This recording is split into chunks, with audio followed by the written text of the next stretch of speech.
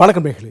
பொதுவாக இன்றைக்கு நாம் பார்க்கும் காட்சிகள் மற்றும் கேட்கக்கூடிய சம்பவங்களுக்கு பல்வேறு தரப்பட்ட காரணங்கள் பின்னணிகளாக சொல்லப்படுகின்றன.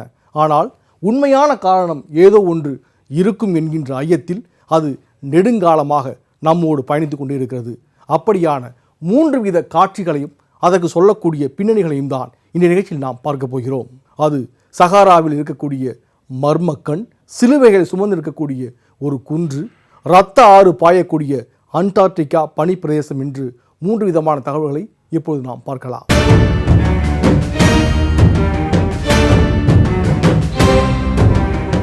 சிலுவைகளால் நிறைந்திருக்கும் குன்று.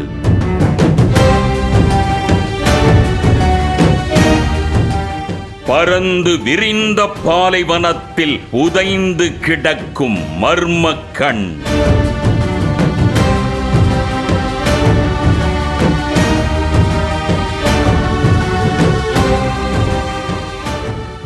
பனிப்பாறைகளில் படர்ந்து வழியும் இரத்த ஆறு.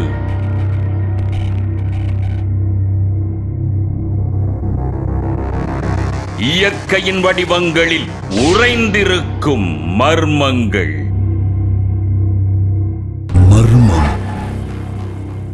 கிறிஸ்தவர்கள் பொதுவாக இறந்தவர்களை அடக்கம் செய்யக்கூடிய கல்லறைகளில் சிலுவைகளை நடுவது வழக்கம். ஆனால் ஒரு குன்று முழுக்க பரவலாக சிலுவைகள் காண கிடைக்கக்கூடிய காட்சி மிகப்பெரிய அளவிலான ஆச்சரியத்தை உண்டுபடுகிறது. இந்த காட்சிக்கு பின்னால் பல்வேறு விதமான காரணங்கள் சொல்லப்படுகின்றன. என்றாலும் 1835ஆம் ஆண்டு காலகட்டத்தில் நடந்த புரட்சிகரமான நிகழ்வுதான் பின்னணியாக பேசப்படுகிறது. அந்த சிலுவை குன்றுக்கு பின்னால் இருக்கக்கூடிய புரட்சிகரமான நிகழ்வு என்ன, தற்போது அதை சுற்றிச் சூழலக்கூடிய காரண கதைகள் என்னென்ன என்பதையெல்லாம் இப்பொழுது விரிவாக பார்க்கலாம்.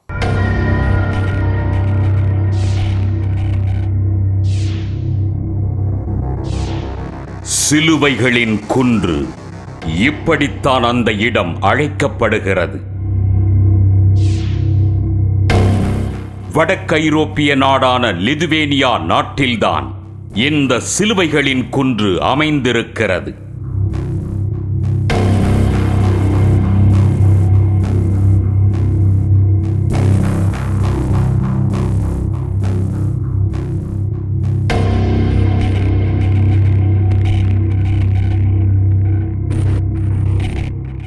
இரண்டு லட்சத்திற்கும் அதிகமான சிலுவைகள் இந்த மலையில் நடப்பட்டிருக்கின்றன.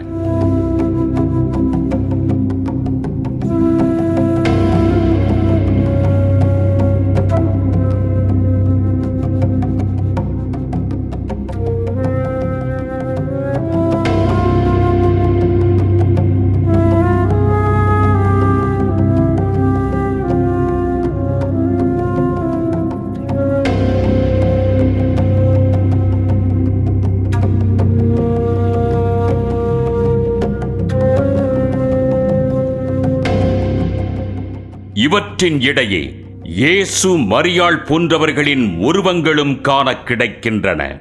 இந்த சிலுவைகள் எப்படி இங்கே வந்தன என்பதற்கு பல பின்னணி கதைகள் சொல்லப்படுகின்றன. அவற்றில் ஒன்று விவசாயி பற்றிய கதை.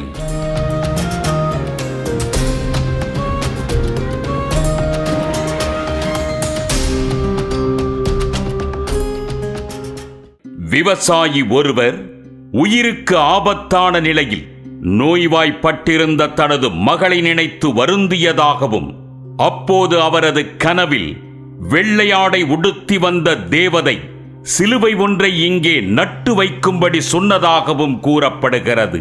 இதன் பிறகு அவரது மகள் பிழைத்துக் கொள்ள அடுத்தடுத்து வேண்டுதலுக்காக சிலுவைகள் முளைக்க ஆரம்பித்தன.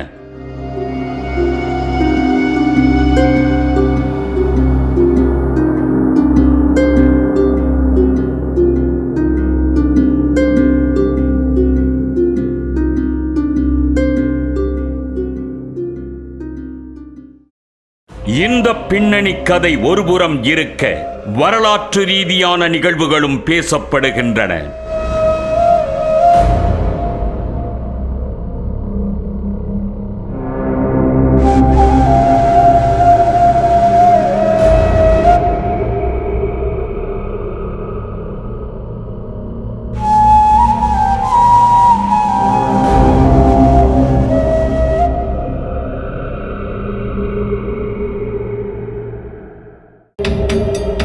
ரஷ்யாவின் ஆளுகைக்கு கீழ் லிதுவேனியா, போலந்து உள்ளிட்ட நாடுகள் இருந்த போது 1831ஆம் ஆண்டு ரஷ்ய ஆதிக்கத்திற்கு எதிராக மக்கள் புரட்சி வெடித்தது. இந்த புரட்சியில் ஏராளமானவர்கள் கொல்லப்பட்டனர். பலரது உடல்கள் இந்த குன்றில் குவியலாக புதைந்து கிடந்த நிலையில் அவர்களது உறவினர்களுக்கு உடல்களை கண்டறிந்து இறுதிச் சடங்கு செய்ய முடியாத நிலை ஏற்பட்டிருக்கிறது. இதனால் பொதுவாக ஒரு சிலுவையை நட்டுவிட்டு சென்றிருக்கிறார்கள்.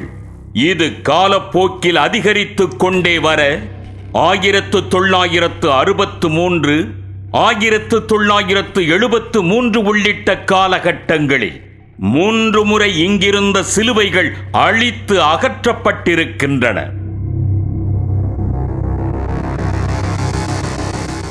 ஆனால் அதன் பிறகும் சிலுவை வைக்கும் வழக்கம் தொடர்ந்தது.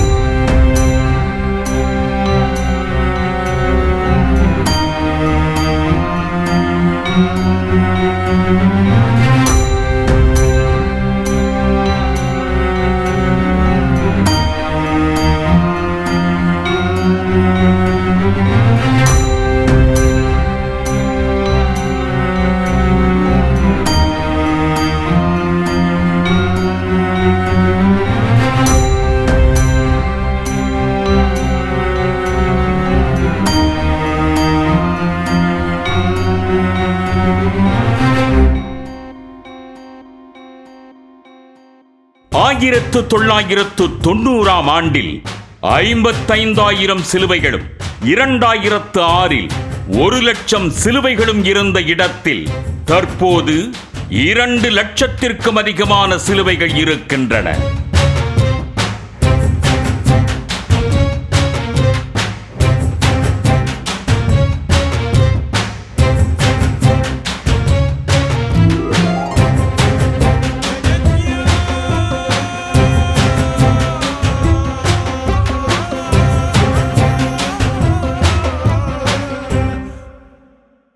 ஆயிரத்து 1993ஆம் ஆண்டு செப்டம்பர் 7ஆம் தேதி இங்கு வந்த போப் 2ஆம் ஜான் பால் நம்பிக்கை, அன்பு, தியாகம் போன்றவற்றிற்கான இடம் என்று இதை அறிவித்தார்.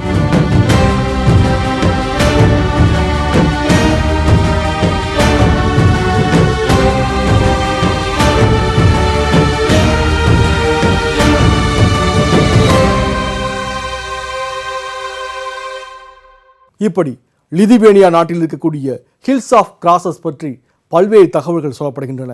2-3 முறை இங்கு இருக்கக்கூடிய சிலுவைகள் அகற்றப்பட்ட பிறகும் தற்போது 2 லட்சத்திற்கும் அதிகமான சிலுவைகள் இங்கே காண கிடைக்கின்றன.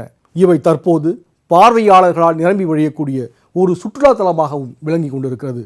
இந்த சூழ்நிலையில்தான் சஹாரா பாலைவனத்தின் மர்ம கண் பற்றிய தகவல்கள் நமக்கு மிகப்பெரிய அளவிலான வியப்பை ஏற்படுத்தியிருக்கிறது. அது என்ன மர்ம கண்? சஹாரா பாலைவனம் வெப்பமான பாலைவனங்களின் பரப்பளவில் மிகப்பெரியது என்று சொல்லப்படுகிறது. இங்கு இருக்கக்கூடிய மணல் குன்றுகள் 590 அடி வரை உயரம் கொண்டதாகவும் சொல்லப்படுகிறது.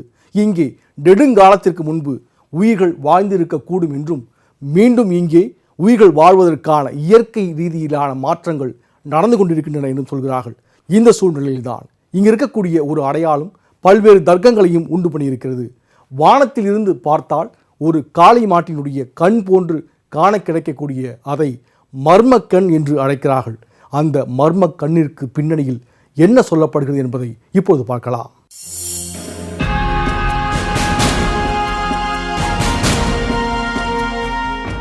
சஹாரா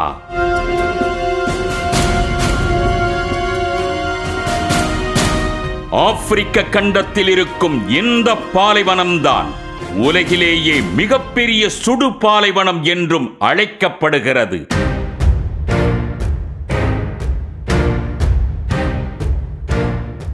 சஹாரா பாலைவனத்துக்கு மேற்கில் அட்லாண்டிக் கடலும், வடக்கு திசையில் அட்லஸ் மலை மற்றும் மத்திய தரைக்கடல் பகுதிகளும், கிழக்கில் செங்கடலும், தெற்கில் சூடான் பகுதிகளும் எல்லைகளாக இருக்கின்றன.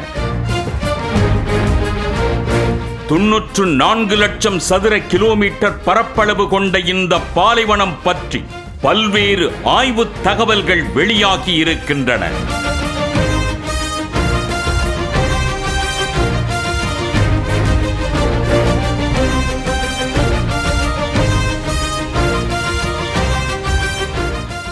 சில ஆயிரம் ஆண்டுகளுக்கு முன் சகாரா பகுதி யானைகள், ஒட்டகச் சிவிங்கிகள் மேய்ந்த ஒரு வளமான பகுதியாக இருந்ததாகும். சுமார் 6000 வருடங்களுக்கு முன் பருவநிலை வறண்டு போய் நாம் தற்போது பார்க்கும் பாலை நிலமாக மாறிவிட்டது என்றும் சொல்கிறார்கள்.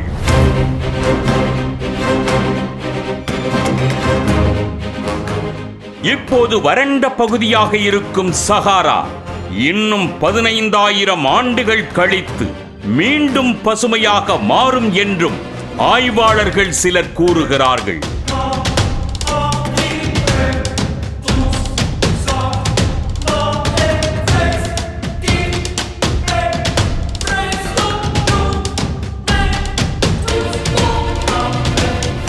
இந்த நிலையில்தான் சகாராவில் இருக்கும் மர்ம இடம் பற்றிய தகவல்களும் பரபரப்பாக பேசப்படுகிறது.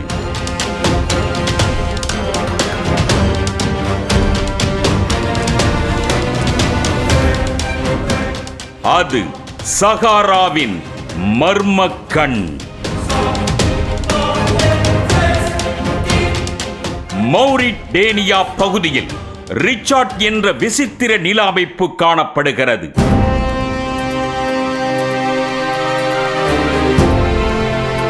வானிலிருந்து, அதாவது பூமிக்கு மேல் உயரத்திலிருந்து பார்க்கும்போது கண் போல் காணப்படும் இந்த வட்ட அமைப்பை சகாராவின் கண் என்று அழைக்கிறார்கள்.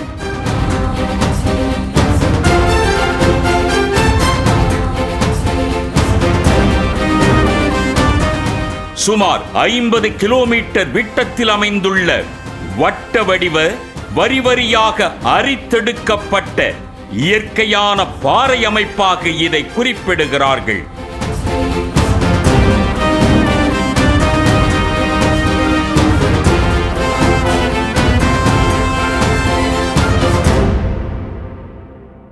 இந்த அமைப்பு எப்படி உருவாகி இருக்கும் என்பதற்கு பல்வேறு தகவல்கள் வெளியிடப்பட்டன.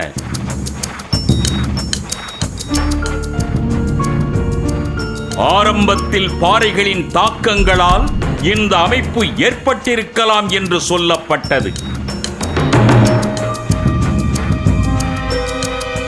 ஆனால் அவற்றுக்கு ஆதாரமான பாறைகள் கண்டுபிடிக்கப்படாத நிலையில் அந்த முடிவு கைவிடப்பட்டது.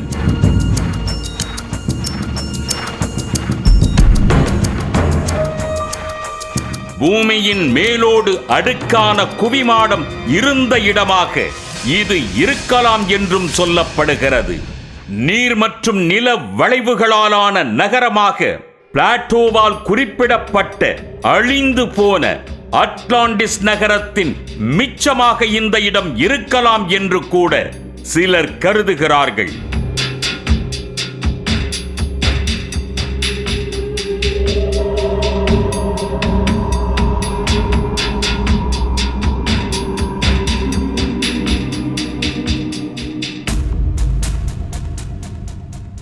மொத்தத்தில் மர்மங்கள் நிறைந்த கண்.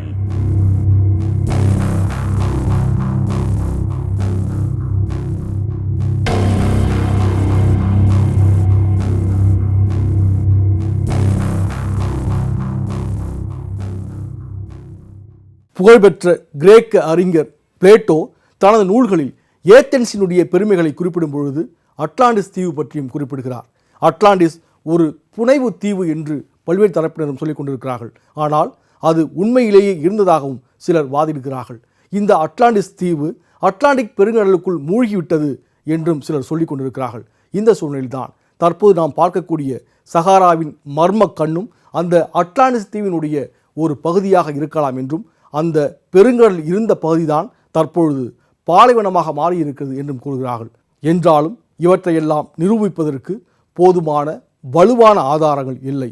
இந்த சூழ்நிலைதான் இரத்த ஆறு பற்றிய தகவல்கள் நம்மை பிரமிக்க வைக்கின்றன. தண்ணீர் பனிக்கட்டிகளாக மாறி பறந்து விரிந்து கிடக்கக்கூடிய அண்டார்டிகாவில் ஒரு பகுதி மட்டும் இரத்த சிவப்பில் எப்பொழுது பார்த்தாலும் வழிந்து கொண்டிருக்கிறது.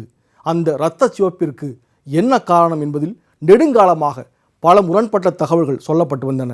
இந்த சூழ்நிலையில்தான் அவற்றிற்கு இதுதான் காரணம் என்று அறிவியல் உலகம் நிரூபித்திருக்கிறது. அதை டெய்லர் ஆறு என்று அழைக்கிறார்கள். இந்த டெய்லர் ஆறுக்கு இரத்த சிவப்பு எப்படி வந்தது? அறிவியல் விளக்கும் காரணங்களை இப்போது பார்க்கலாம். Blood falls. இரத்த நிறத்தில் ஆறு போல ஓடும் பனிப்பகுதி இப்படித்தான் அழைக்கப்படுகிறது.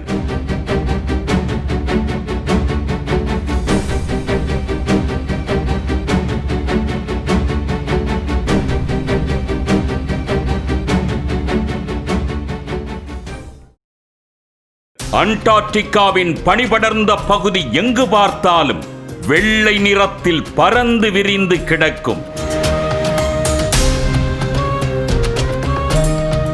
ஆனால் டெய்லர் ஆறு என்று சொல்லப்படும் பகுதியின் முனை மட்டும் செம்பழுப்பு நிறத்தில் கிட்டத்தட்ட இரத்தம் உறைந்திருப்பது போன்ற தோற்றத்தில் காண கிடைக்கிறது.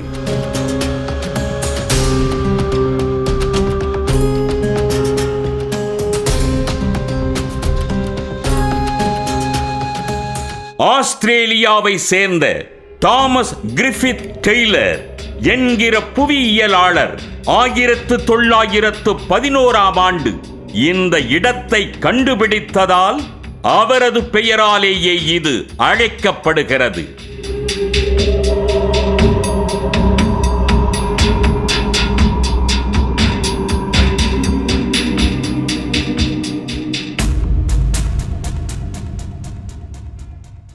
அண்டார்டிகாவின் முன்னோடிகள் இந்த சிவப்பு நிற படிவம் சிவப்பு நிற பாசியால் ஆனதென்று நினைத்தனர்.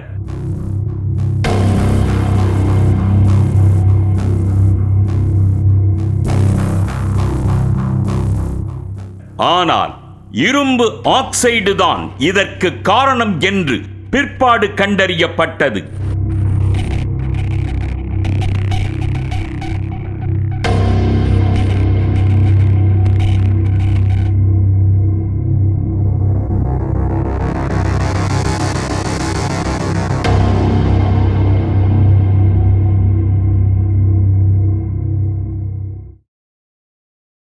மற்ற அண்டார்டிக் பனியாறுகளைப் போல டெய்லர் பனியாறு அடிமட்டம் வரை உறைந்திருப்பதில்லை. கீழ்மட்டத்தில் கடல் நீர் இருப்பதாகவும் அது உறையாமல் இருக்கிறது என்றும் கண்டறியப்பட்டது. உறைந்த மேல்பகுதி வழியாக உறையாத கீழ்ப்பகுதி நீர் கசிந்து வருகின்ற போது இது போன்ற நிறம் உருவாகிறது.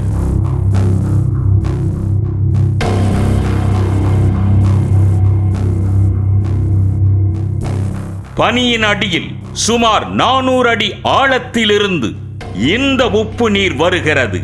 அதாவது ஒரு காலத்தில் இந்த இடம் கடலால் சூழப்பட்ட இடமாக இருந்திருக்கும்.